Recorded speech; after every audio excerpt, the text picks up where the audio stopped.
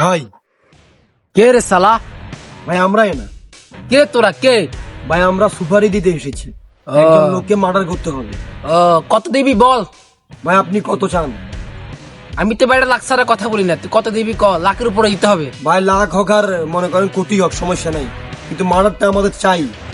ওকে বুঝছি, দে ছবি দেখা। এ ভাইকে ছবি দেখা, তাড়াতাড়ি কর। এটা একে মারতে হবে। হ্যাঁ 10